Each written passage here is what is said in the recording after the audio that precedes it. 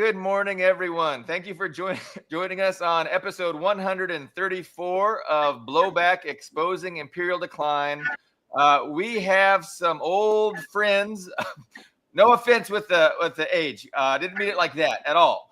But our regular co-host Carlo Parcelli is joining us. He hasn't been able to appear for a while. We are really happy to have him. So thank you, Carlo, for joining us. Washington, D.C. Washington, D.C. Yes, streaming live from D.C. He is just a minute's walk from Zelensky and Trump as we speak. I may have to break it off if they call. Okay. I may have to leave it. One of our favorite guests we haven't had on in a while, but Regis Tremblay, streaming live from Yalta in the Crimea. I want to thank both of you for joining us. And today's episode we've entitled Zelensky Goes to Washington. That seems to be the biggest news of the day. What's going on with the meeting that he's having with Trump? There is discussion that he will be signing this $500 billion rare earth mineral deal. And, you know, it seems like Trump is kind of playing both sides of this issue. He's calling Zelensky a dictator, like Regis was saying before the show, and you know, saying that hey, that he's got to agree to a peaceful settlement. But on the other hand, he's saying, hey, if we get these $500 billion worth of rare earth minerals, we'll continue to support Ukraine. So, Regis, I would like to get your take on this issue, if possible. Yeah. You know, it's very confusing. Trump, from one day to the next, is really speaking off the cuff. I think Zelensky is in Washington right now on his hands and knees, begging Trump to do this deal, which Zelensky believes will solidify his power in Ukraine, of which he has very little left, and that's another perspective. Now, this is what I'm hearing from this side, and I am in the Russian Federation. There are not trillions of rare earth minerals in Ukraine, period. What exists there largely exists in the Russian-controlled portions of Ukraine. Now, I don't know if Trump really has very good information on how much of these rare earth minerals exist in Ukraine. Lindsey Graham, that crazy old guy, has said there's $13 trillion worth of rare earth minerals. Wow. Well, from what I understand, most of the rare earth minerals are in China. And Russia also has large deposits of rare earth minerals, but they are not right now actively exporting them really anywhere. Now, here's a different perspective on Zelensky. The Russian Federation no longer accepts Zelensky as the legitimate president of Ukraine. As you know, his term expired last May. What is actually happening on the ground, and this is really important, is NATO, the EU, and the United States, not Ukraine, are losing. As you guys know, I'm sure, Ukraine is simply a proxy. It is the battleground. It's the landscape where the United States is involved in an outright war against the Russian Federation. Joe Biden made this public a few months ago that the strategic goal of the United States is the strategic defeat of Russia. Now, Zelensky's there on his hands and knees, groveling, trying to make a deal to save his skin. But in actual fact, what is happening is if Trump agrees to this and continues to support Zelensky, Billy, Carlo, there is no deal to be made. Russia does not need to make a deal and will not make a deal. So when you look at Zelensky in Washington now groveling before Trump, you have to raise the question, are there really 500 billion or $13 trillion worth of rare earth minerals? Has Trump been duped? Is he ignorant of the fact that there are not this many rare earth minerals? And what does that mean going forward in his support for this conflict in Ukraine? The Russians are looking at this, and I'm telling you, they are just shaking their head and going, okay, we'll let them play that game, but we know what's really going on, and there will be no deal. Yeah, it's like when I hear about Trump striking a deal, my first thought is, what's in it for Trump? And right now, he's angling for the best deal he can get from the Russians, from the Ukrainians. He doesn't care who it's from, as long as to him it's a good deal.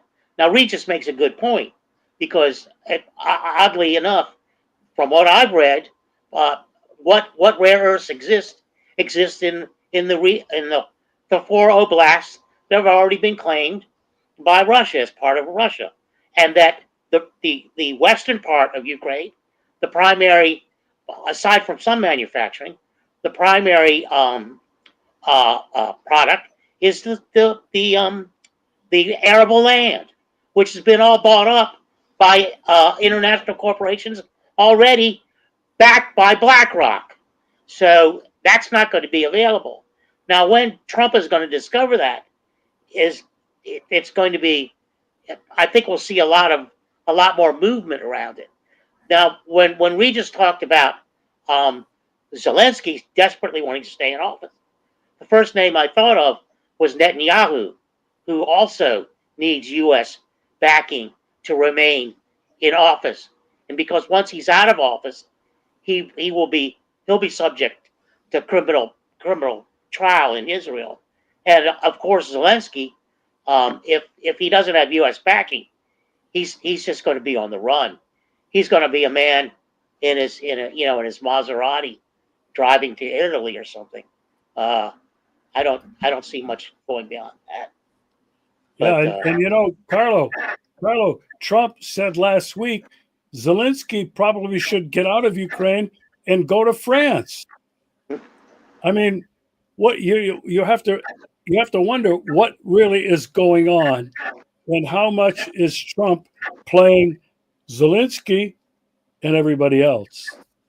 It brings me to a point I just wanted to briefly make, and that is on programs like this and the ones I've watched and get back to watching and reading, is everybody plays Nostradamus, and none of us have the inside scoop. We don't know what's going inside, so it all sounds conspiratorial in nature, because that's the nature of conspiracy. You have a little knowledge, you're not privy to what's really going on, so you can't create a narrative that produces, accuracy at any kind of the standard rate or high rate. So I know that's what we do here, but I just wanted to toss that out. Go ahead, Billy. Yeah, no, speculation. I mean, we're definitely speculating. Even though you're close to the White House, they don't actually invite you inside, and we understand that, Carlo. So I like Regis' point about, maybe there's not much of a deal to be had anyway. Like maybe there's not $500 billion worth of, resource wealth that Zelensky has to sell, but that would still benefit Trump, right? So Trump is benefiting from a spectacle where the what is that called? The narrative. The narrative is that Trump is getting something for all of our investment into Ukraine. So he's getting back this $500 billion, which is a big number. And if that's the narrative that is being pushed on all the establishment, outlets, like that's serving Trump's interest. That's making him look good. And he can say, look what I'm doing. Biden, put us in the hole, and here I came and I rescued us, and I got us something for all of our troubles. Going forward, though, what does that mean with Trump's, with respect to Trump's siding, with Putin or with Zelensky? Because definitely he seems to have incited the ire and made the EU very angry because he's been kind of siding with Putin rhetorically, with the things that he's saying. So how does today's, media op influence going forward, how the media spins his, which side, whose side is he on kind of a thing? I don't know. You understand that? Yeah. Here's what's really interesting about this. Marco Rubio, in his meetings, and they were meeting just recently in Istanbul, has said, and Trump said this, we're looking to restore economic, financial, and trade relationships with Russia. Now, I don't know how widely that's been reported in the United States, but that's pretty important. Now, here's what I read just recently in the last day or so. Putin supposedly, through Rubio, or maybe just publicly stating it, he would be happy to invite United States cooperation into mining and exporting Russia's rare earth minerals. Now, when you counterpose this with Zelensky groveling over 500 billion and Putin saying, hey, Trump, America, we'd be happy to work with you right here in Russia, mining our rare earth minerals, and you can take a big share of this. So Billy Bob, Carlo, you got to scratch your head. What is Putin trying to do? And how does this factor in with what Trump is thinking he can get a big deal from Ukraine, which might not really be there? I find this really fascinating. I got to make another batch of popcorn. Well, what the key to me is when Trump realized that the Maidan coup of 2014 occurred, when he became knowledgeable about the assault on the Donbass region. Before that, the Minsk Accords. It sounds to me like somebody like this fellow Peter Witkoff, who's in his administration, just recently let him in on the notion that Zelensky was not this innocent angel who came along to save Ukraine, and he wasn't even the first prime minister after Yanukovych was tossed out for the second time, and that now with this extra knowledge that Trump has, he sees that there's different ways he can play this game, because even though the American public in general, and this is like across the board, I don't generally doesn't see what we know about the 2014 Maidan coup and Victoria Nuland and all that. He does, and I don't. He's not. He mentions it every once in a while, but not as forcefully as he could. But he does seem to have had a kind of shift toward the whole conflict. Although he was kind of like on the peace train the whole time while he was running for office. But I think there's a major shift in his attitude towards Zelensky and Ukraine in general, because of this extra knowledge he has.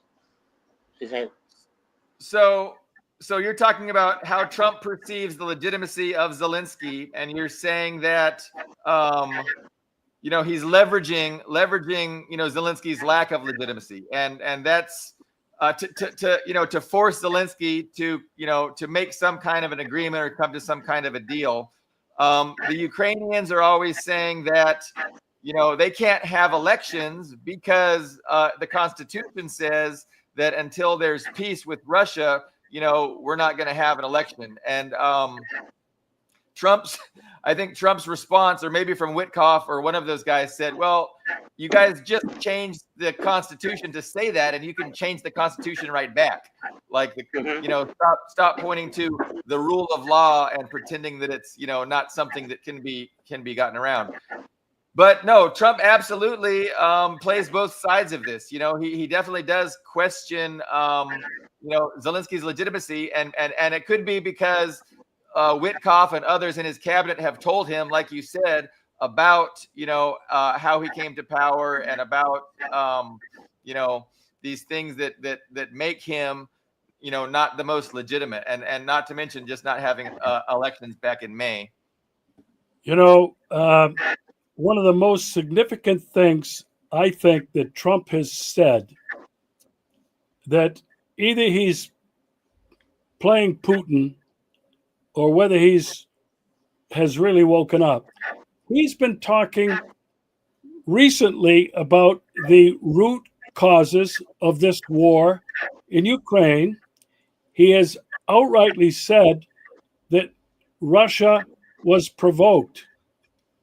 And he has said that the root causes of this conflict date back at least to 1991, when then Secretary of State James Baker promised Mikhail Gorbachev that NATO would not move 1 inch eastward. Putin has been saying all along, until we address the root causes of this problem, we're getting nowhere. Trump appeared to do that. Now, did he really understand what he was saying? In this case, I have to take him at his word, because this is the first time anybody in the West has acknowledged what Putin has been saying, Putin's demand that the root causes of the current conflict must be addressed. And what that's all about is a European-wide security agreement. And this is what I'm hitching my horse to. I am hoping that this is part of the path forward.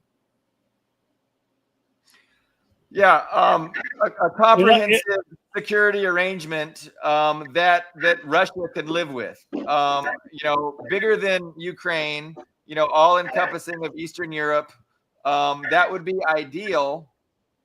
But let me ask you, Regis. I know we talk on this program about what Trump's shift towards Ukraine really means. And I'm always advancing the idea that China is the real threat that the United States is angling to address.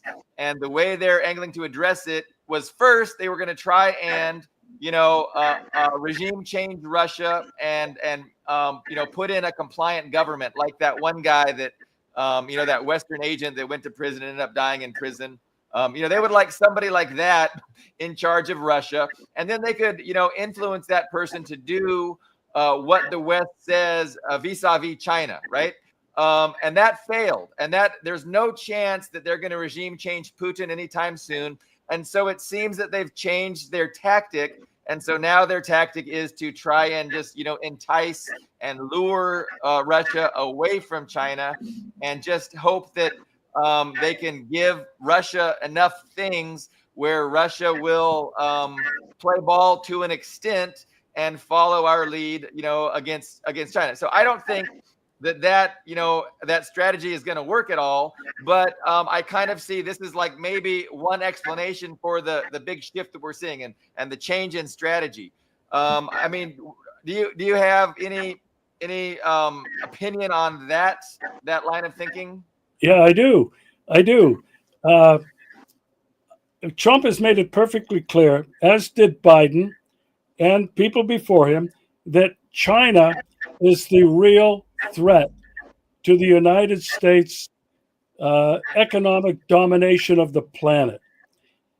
Now, what I think is Trump needs to find a way very quickly to get out of this quagmire in Ukraine before he ends up owning it.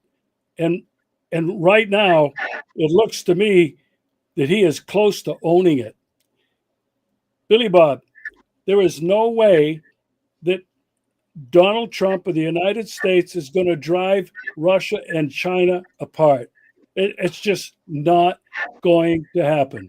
Both Russia and China recognize United States imperial domination of the planet is over.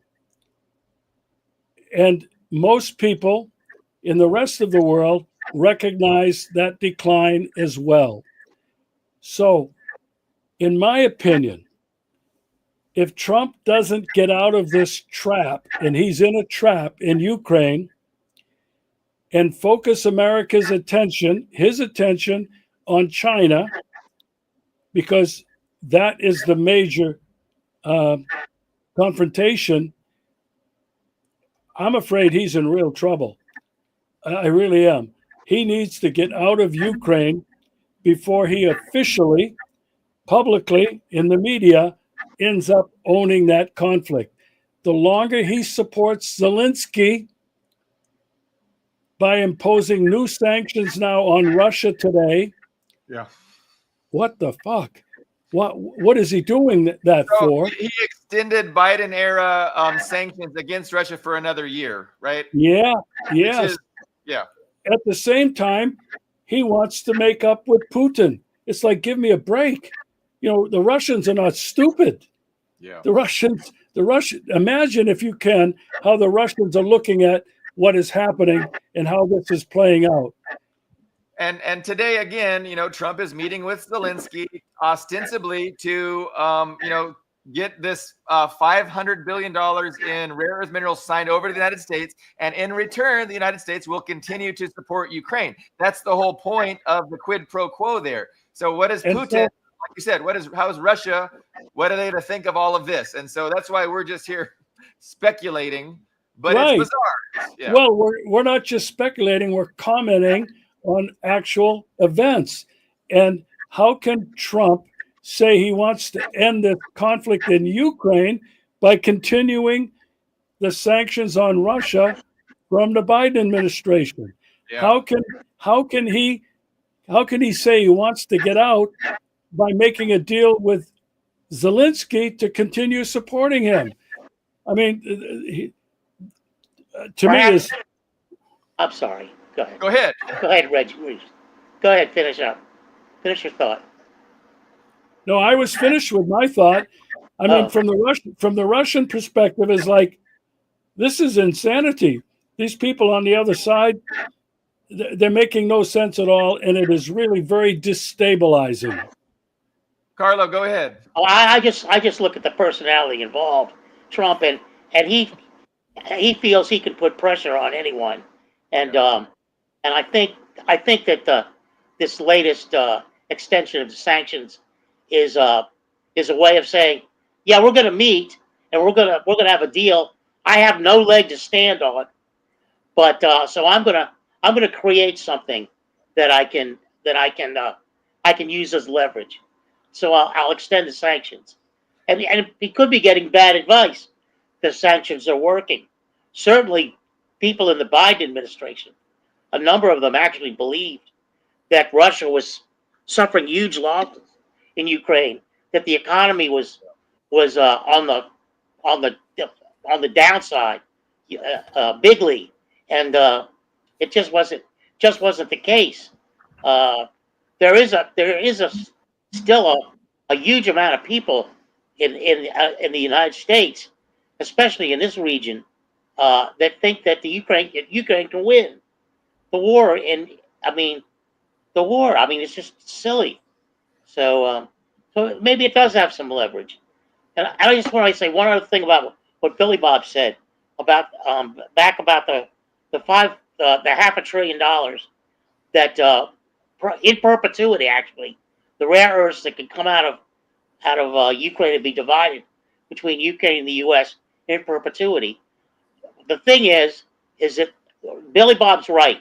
That's used for popular consumption among MAGA. See, he's getting some of our money back. But will the fact that none of that money actually shows up, and certainly if any of it does, it won't benefit the MAGA people, how is that going to turn out? That's a good point, for sure. I wanted to throw in a couple more wrinkles to the problem. So as you know, any effort that Trump makes to get closer to Russia, for instance, opening up diplomatic channels, right? And so I was watching CNN this morning, and you know how they report Trump wanting to open up diplomatic channels? They report that by saying Russia is trying to reopen up its spy network. That's how that's reported. So any effort that Trump has to get closer, there is a very, very large segment of the ruling establishment that is totally opposed to it. And here's the problem. Trump's going to be gone in 4 years, if not sooner. So what possible deal could Putin ever make with Trump that wouldn't just be abrogated at the minimum or at the maximum within 4 years? We know how the Iran deal went. That was it? I guess Obama and Iran signed the nuclear deal, and that Trump just tore it up and said it was the worst deal ever, unilaterally abrogated it. So, I mean, who's to say that whoever comes after Trump wouldn't do exactly the same thing? Unless we do change our constitution and allow Trump another 4 years after that, in which case maybe we'd get to stick with it for 8 years. But it's from Russia's perspective, like they're happy that there's a change in rhetoric, but they can't really be putting many eggs in this basket. I wouldn't imagine. They're way too smart for that. Yeah, you made several really good points. When Trump picked up the phone and called Putin, and a couple of days later, Rubio picked up the phone and called Lavrov, and then a hastily organized meeting took place in Riyadh, Saudi Arabia, I breathed a great sigh of relief. I said publicly, mankind has taken a giant leap backwards from the brink of nuclear annihilation. Now that after 4 years of no contact whatsoever, at least the phones were open. And then just yesterday, they met again in Istanbul. Now, these two contacts, for me, apart from anything else, has given me hope that at least they are formally talking to each other.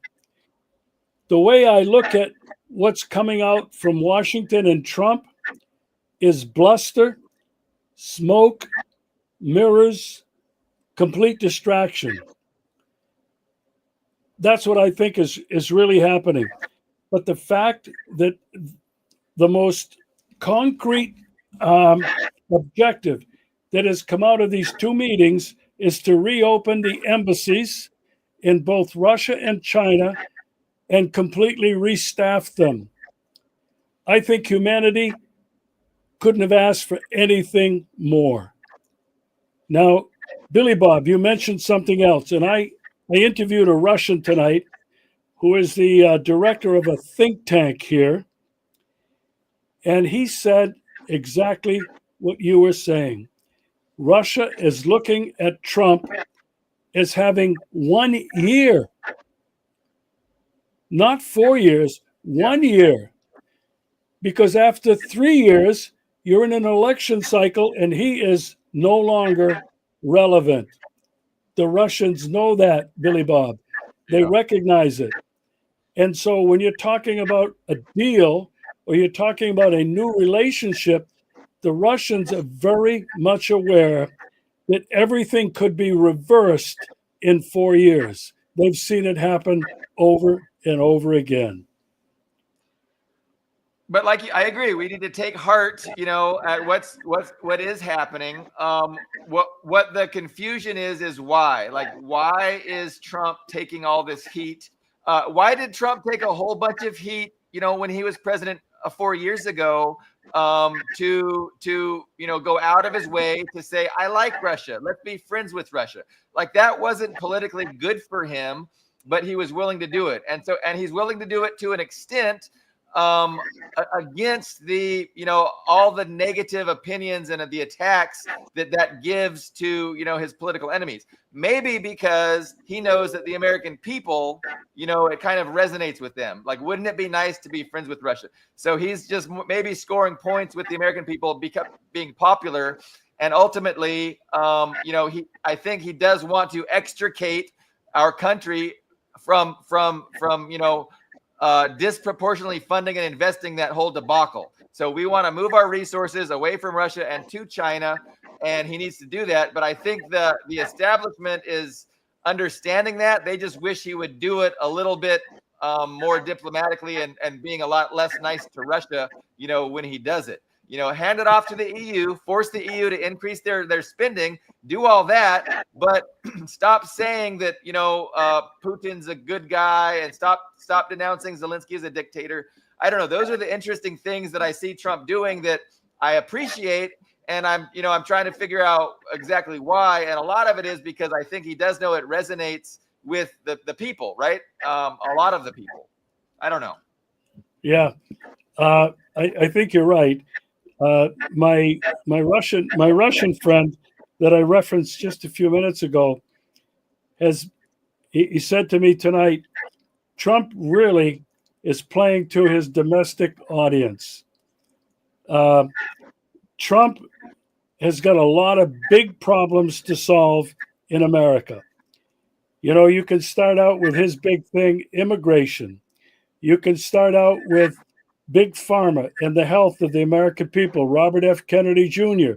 You can talk about Trump's mistrust of the National Security Institution, the FBI, the CIA.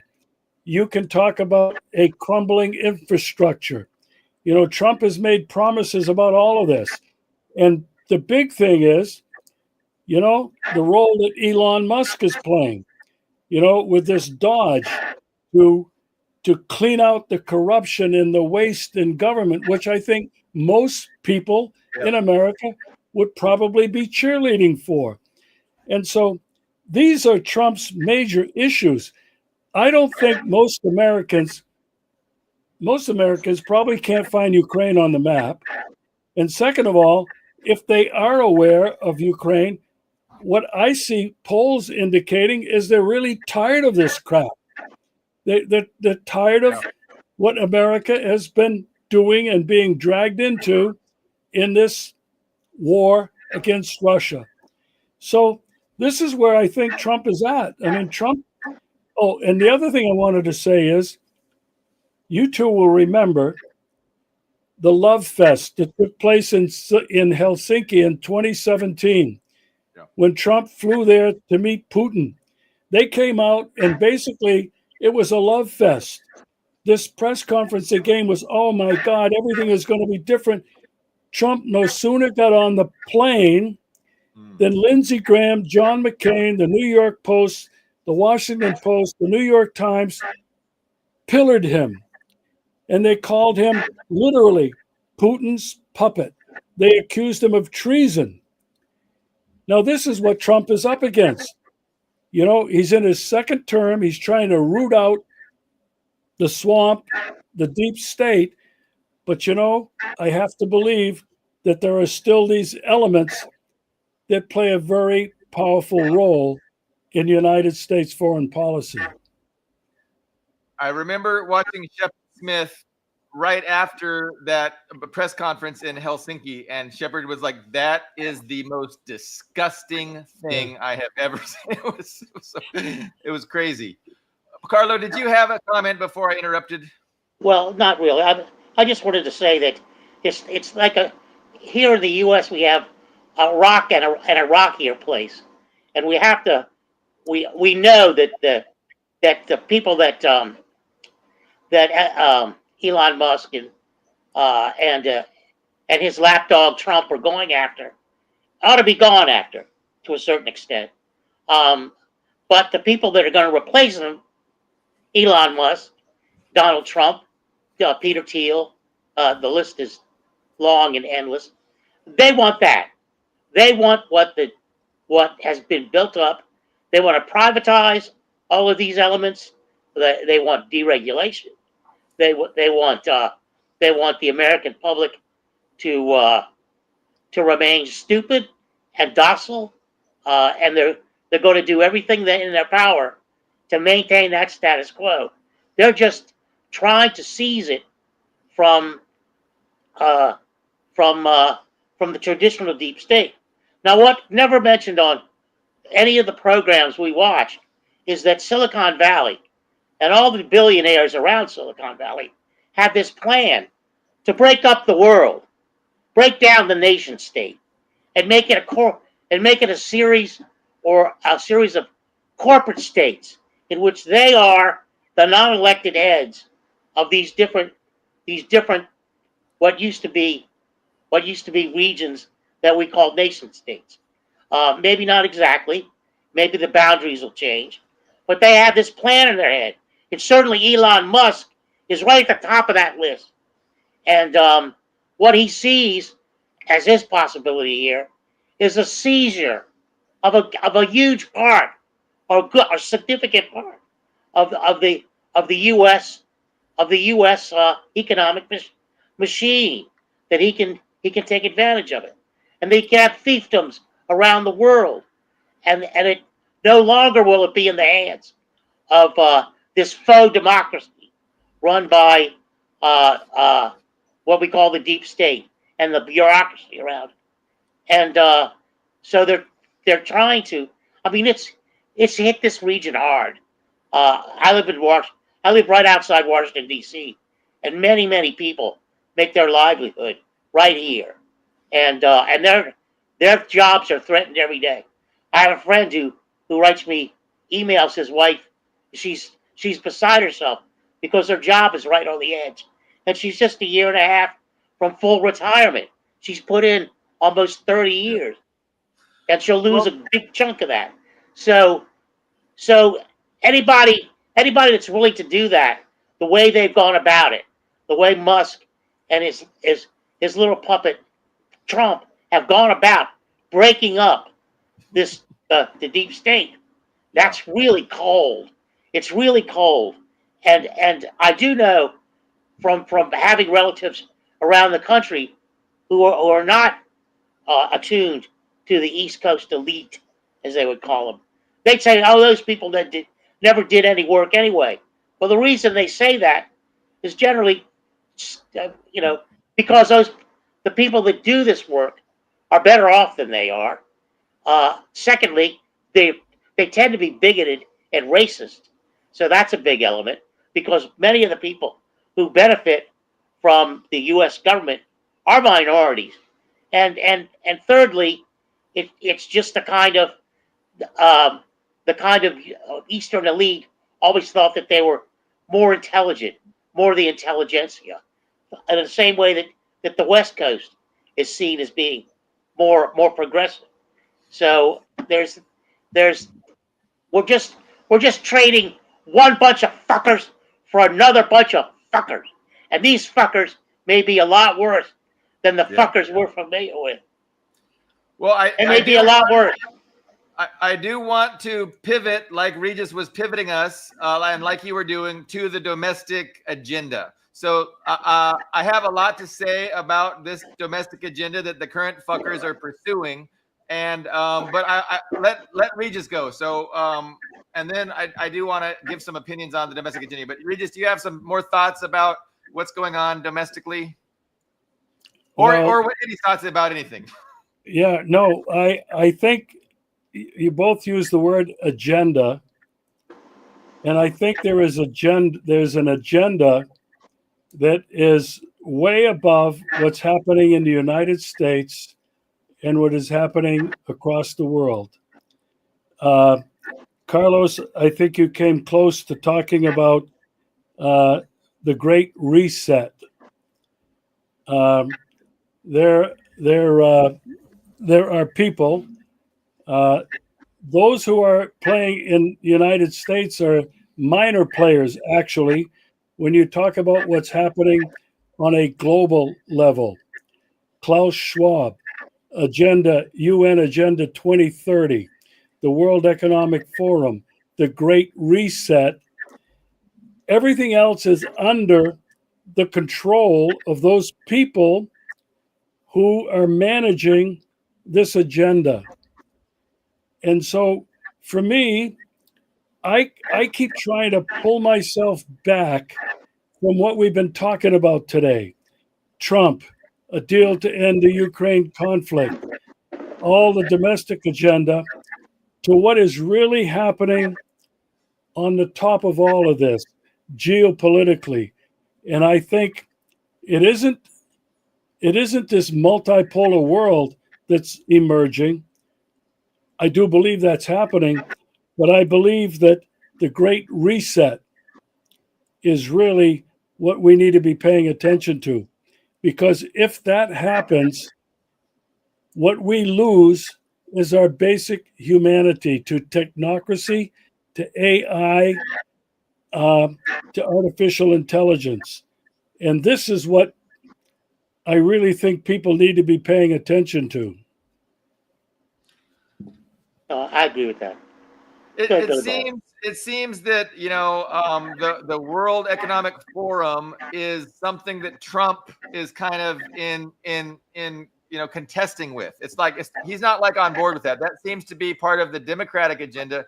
And then I heard a headline said that Doge is cutting millions of dollars that the United States was giving to the World Economic Forum.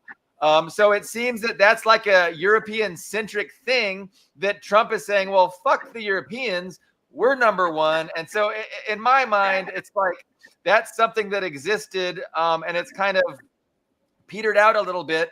And Trump is not in favor of it. But Trump is favored of a different kind of U.S.-centric kind of a new world order. So he wants to do a new world order too. It's going to be, Fortress America. We're going to take Canada. We're going to take Greenland. We're not going to allow China to do any kind of business in the hemisphere. And then we're going to, have a great power rivalry between China and the United States and Russia to an extent. But domestically, so in order to get this country in fighting shape for that struggle, for that competition, he's got Silicon Valley, Musk, and these tech bros streamlining. They're streamlining, our government, our agencies, and what are they doing? Well, they're going to be, doing a lot of damage to the poorest and most vulnerable people, that rely on, our social safety net, which has been gutted tremendously. They're going to gut it even more. They're laying off federal workers, right? They're going after Medicaid, and they're probably going to try and privatize Social Security. I can't imagine Trump would not at least make an effort to go for Social Security. So it's just a big giveaway to the oligarchs, right? And we're going to cut taxes probably on the billionaires, just like he did the last time. And of course, my speculation is that he really doesn't have any opposition. Now, I think we're going to see people like Hakeem Jeffries on CNN saying, I can't believe Trump is doing this. Man, he hates the poor people. He hates, people of color. At the same time, behind the scenes, the Democrats aren't going to be putting up any fucking resistance. That's my guess. That's my belief about how things are going to go forward. Like the oligarchs are salivating. They realize that there is no power, there's no unified political force amongst the people themselves, and they're going to fucking exploit that. They're going to take advantage of that. And the next 4 years, he's going to go to town, gutting everything, streamlining everything, making America agile and powerful. He's going to turn America into what we think China is and what we think China is superior because of, which is, what is that called? Command economy.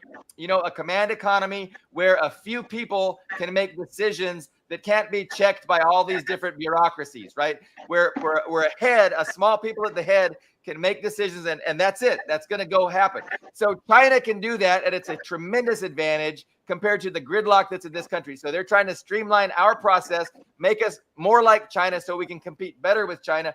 But the difference between China and the United States is that China is a government that decides policy based on the interests of the vast majority, whereas the oligarchy is going to be making these decisions based on the best interest of the wealthy elites. And they don't give a fuck about the people. That's just my 2 cents about the domestic agenda that I think is going to be carried out. But not a lot of faith in Trump to do anything for the people, and I have a lot of faith that he's going to be doing a lot of things that are going to hurt people who are already struggling. I mean, our homelessness is already crazy. But okay, I'm rambling. What are your guys' thoughts? The one thing that I want to bring into this discussion, and I think we're probably close to being out of time, Trump has said he wants to be remembered as the peacemaker president.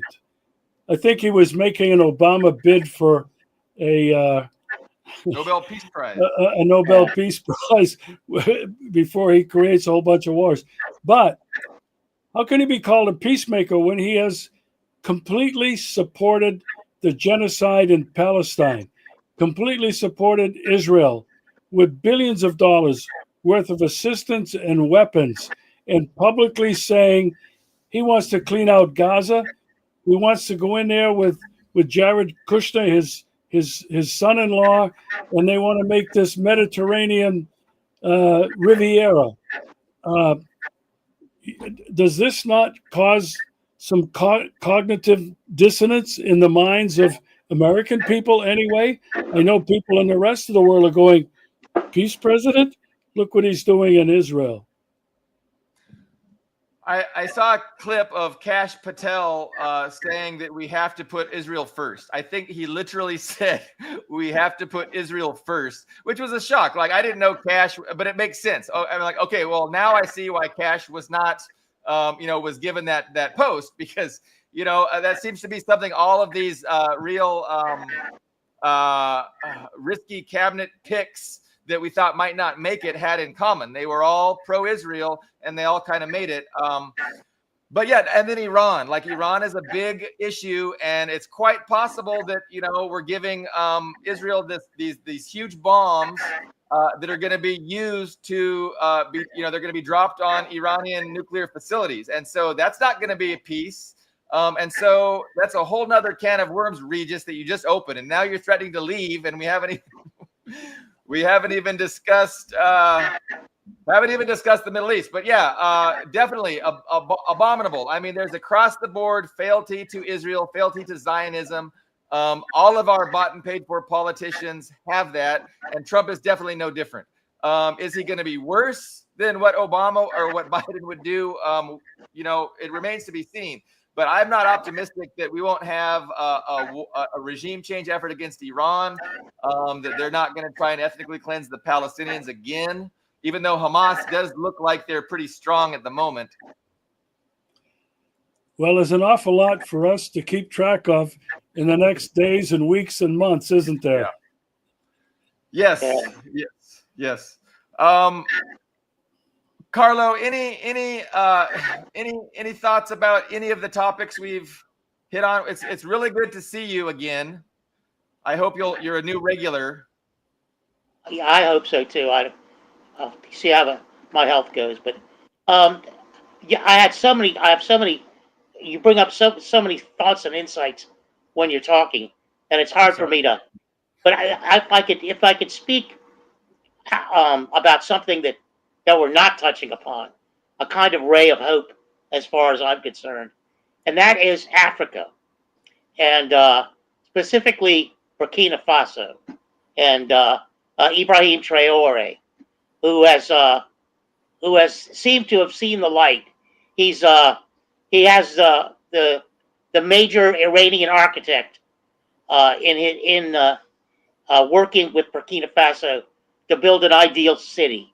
They have a tomato processing plant. They make car and truck tires. They have an auto industry.